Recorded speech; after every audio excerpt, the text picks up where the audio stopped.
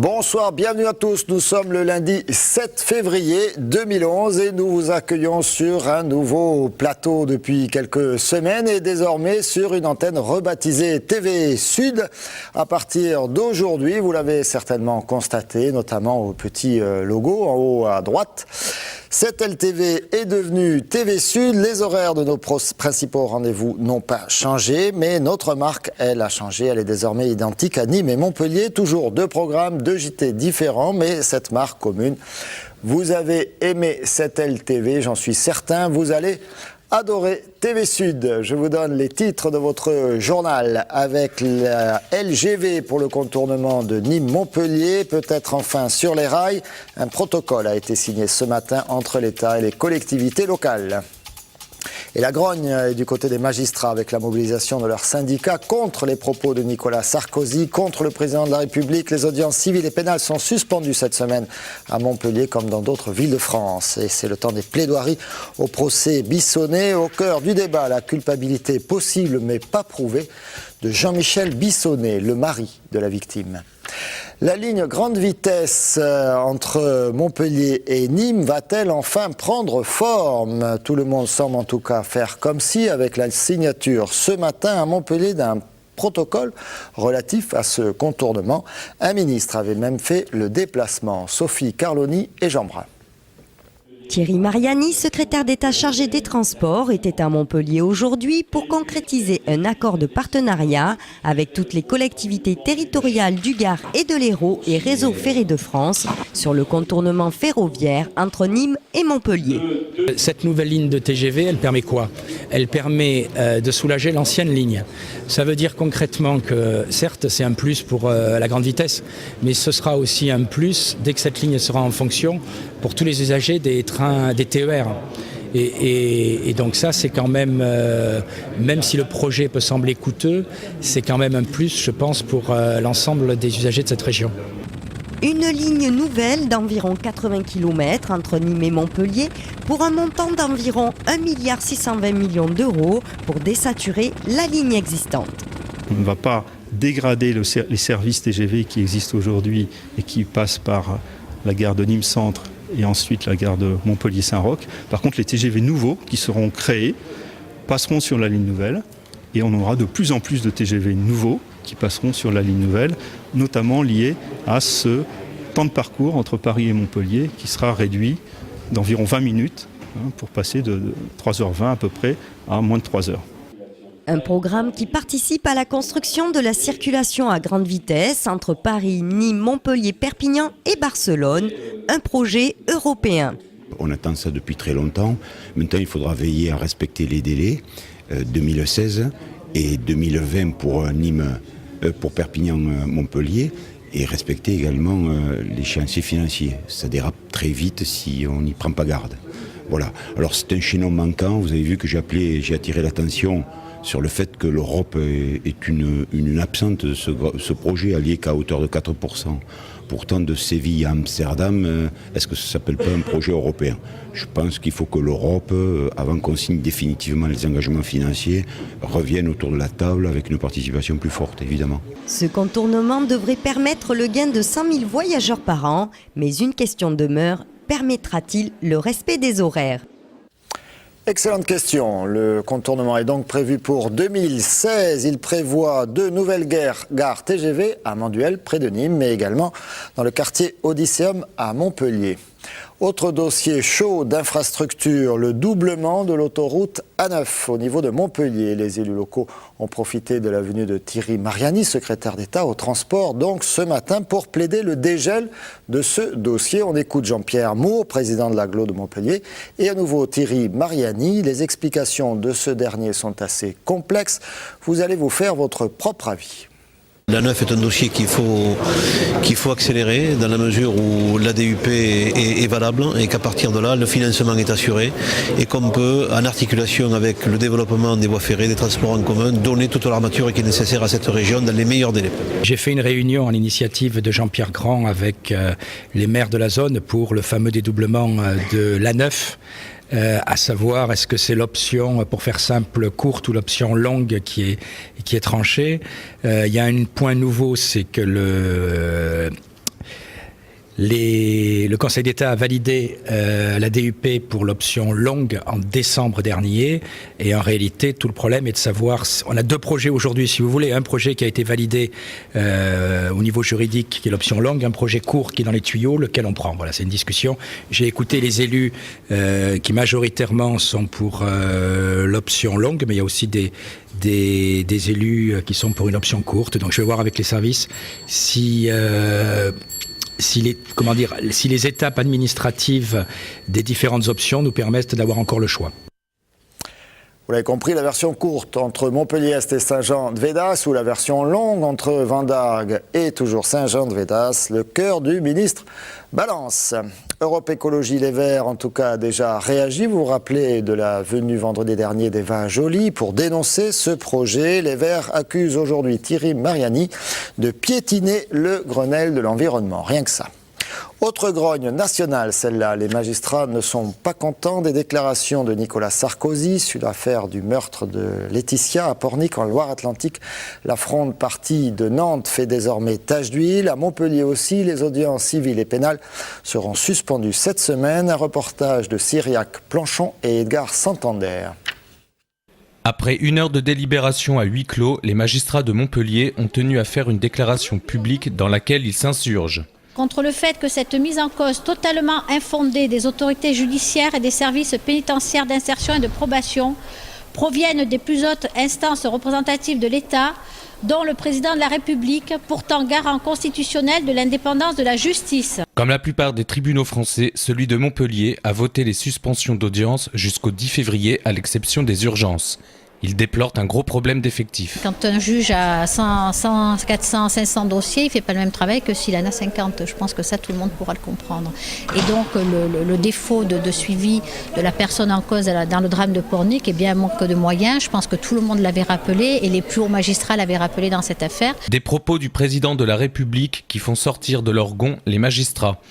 Ils dénoncent ce qu'ils estiment être de la démagogie et même une certaine schizophrénie du pouvoir politique. Des propos qui se veulent tout à fait populistes et démagogiques. Nous savons tous que nous sommes à l'aune des futures élections présidentielles, mais nous ne voulons pas être les boucs émissaires de cette politique-là. Un ras-le-bol qui se traduit par un appel à la manifestation le jeudi 10 février à 14h sur le parvis de la Cour d'appel de Montpellier. Et François Fillon, le Premier ministre, a réagi cet après-midi en jugeant excessif cette réaction des magistrats. Et on en parle mercredi à 18h30. Olivier Roiran reviendra avec des magistrats, des avocats, des policiers sur les moyens dans la justice et dans la police. Procès Bissonnette, dernière semaine avec les plaidoiries qui ont commencé aujourd'hui. Les parties civiles ont été les premières à prendre la parole cet après-midi avec Raphaël Chalier, la représentante des enfants du couple Bissonnette et du père de la victime. Elle a plaidé l'innocence de Jean-Michel Bissonnette, le mari de la victime, qui est accusé de complicité d'assassinat. On écoute Maître Chalier au micro de Jean Brun. On ne peut pas se contenter d'à peu près quand on décide de condamner quelqu'un. On doit avoir des certitudes. Si on n'a pas de certitude, on acquitte. Si on veut exprimer un doute, on vote blanc. Ce qu'il m'importait, c'est d'essayer de faire comprendre aux jurés que ceux qui accusaient avaient menti à plusieurs reprises dans le cadre de la procédure. Et je veux simplement demander aux jurés de vérifier si la crédibilité de ceux qui accusent est suffisante pour permettre d'asseoir cette accusation. S'ils ont le sentiment que Belkacem et Darcourt mentent et ont menti à plusieurs reprises, leurs accusations n'ont plus aucune valeur et il faut à ce moment-là en tirer les conséquences.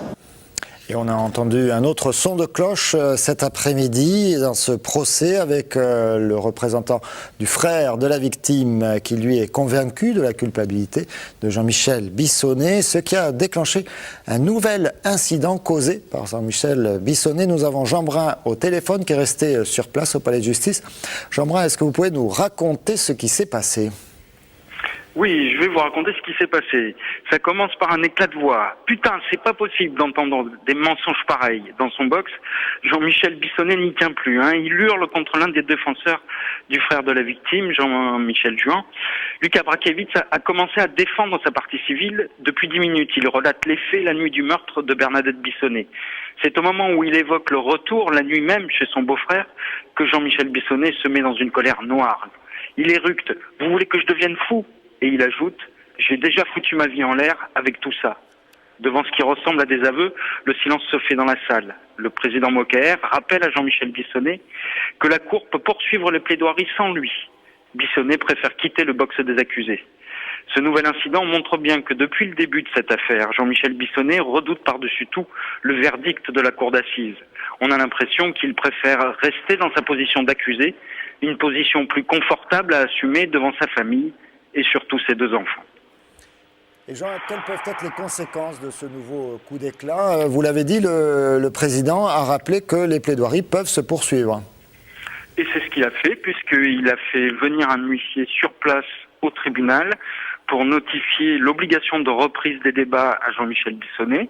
Celui-ci a de nouveau refusé.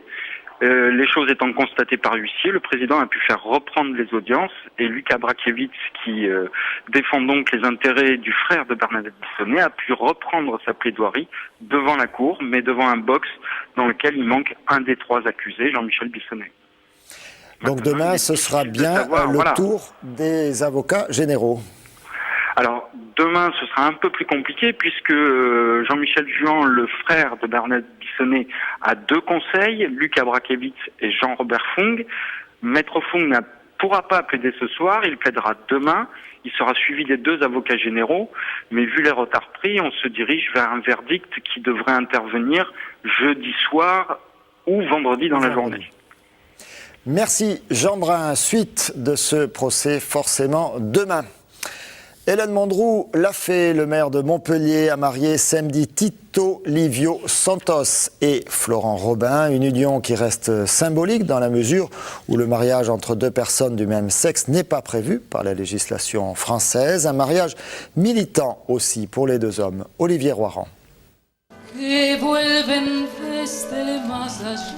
Une chose est sûre, Tito et Florent sont très attendus ce samedi matin quand ils entrent dans la salle des mariages du domaine de Gramont.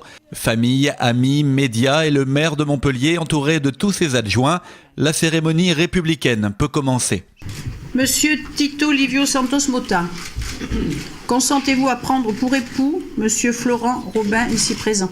Oui. Monsieur Florent Robin, consentez-vous à prendre pour époux Monsieur Tito Livio Santos Mota, ici présent? Oui. C'est un grand honneur pour moi et pour toute l'équipe des élus qui sont à mes côtés de vous dire officiellement, je vous déclare unis par les liens du mariage.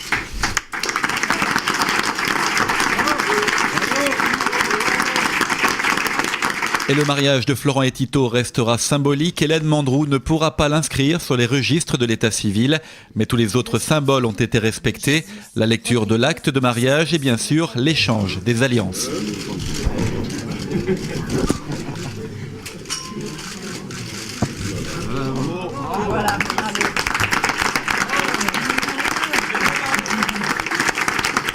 Le point est levé, l'acte est militant. Florent et Tito ne l'ont jamais caché. Après 25 ans de vie commune, ils n'avaient pas besoin de ce mariage pour confirmer leurs sentiments, mais ils le souhaitaient pour interpeller l'opinion publique et les politiques. Seul imprévu samedi matin, les larmes retenues de justesse.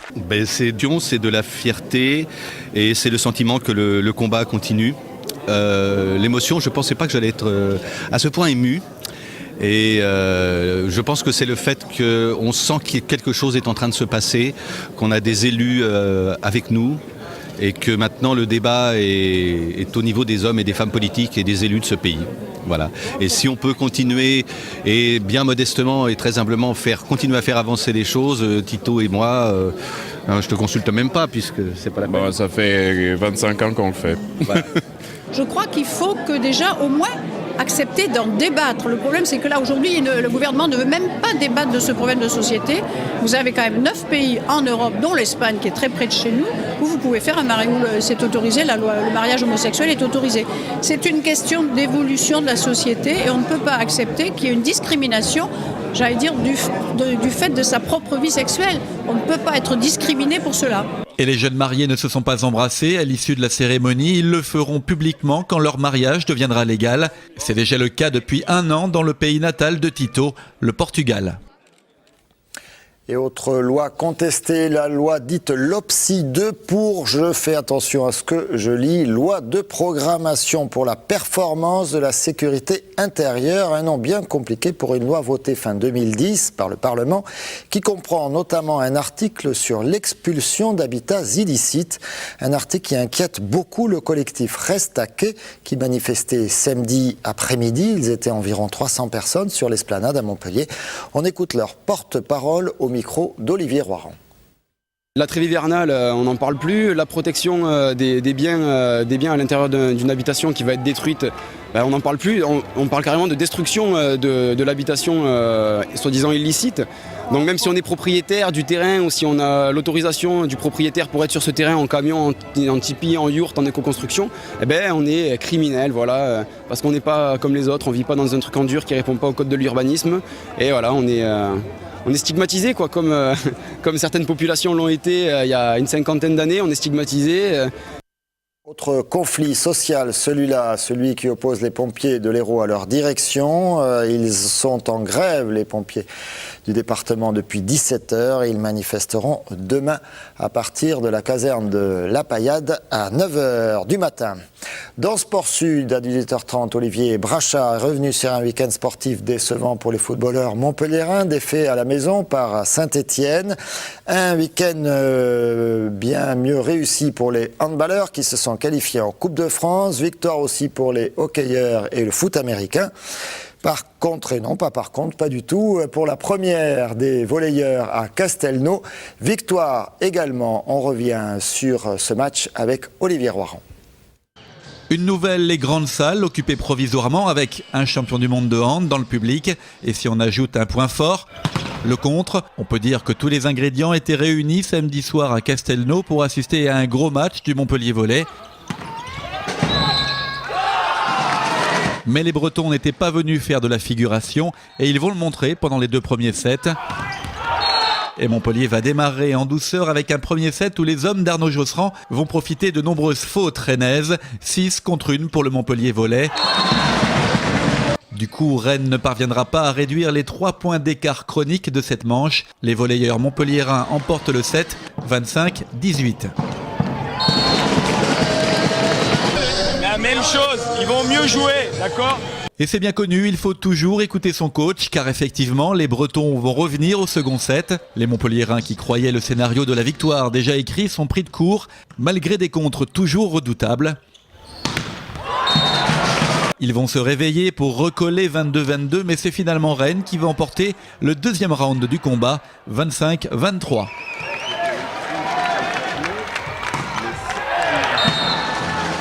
Absolument qu'on continue au service, d'accord ? Au service, c'est important de leur mettre la pression au service. Et la pression, ils vont la mettre dans les 2 dernières manches. Schneider, Lafitte et Linel vont montrer la voie. Dans le 4e et dernier set, les Montpelliérains vont pousser et toujours contrer.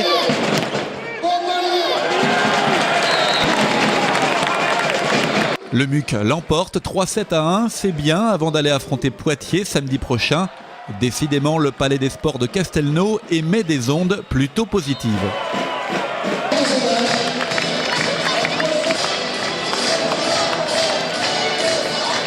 Belle salle, belle victoire, beau public. C'est sympa, quoi. Bon, on est invaincus à Castelnau. Donc, on espère que ça va le durer parce qu'on aura deux autres matchs en fin de saison. Là, on a fait un bon match. Je crois que c'était important contre une équipe comme ça, qui est une bonne équipe de Rennes, qui joue bien au volley, qui a des bons attaquants. C'était important après cette victoire manquée à Beauvais, de revenir et de réenclencher une dynamique de victoire. Et en plus, on prend 3 points. Donc ça, c'est très important aussi. Et le prochain rendez-vous volley, ce sera mercredi soir à 7 dans la salle du Barou. L'Arago recevra pour son quart de finale de Coupe d'Europe retour l'équipe de Trévise, l'équipe italienne de Trévise. À l'aller, les Italiens l'ont emporté, mais 3-7-2 seulement. Donc tout est possible pour les Sétois. Voilà, c'est la fin de ce journal, de ce premier journal de l'Air TV Sud. Merci de l'avoir suivi. J'espère qu'il vous a satisfait comme ceux de l'Air de 7LTV. Vous avez aimé cette LTV, vous allez adorer TV Sud. Bon, je vais y arriver. Il est temps de fermer cette page. Merci à vous. Prochain rendez-vous avec l'information demain, 12h30. Très bonne soirée à tous.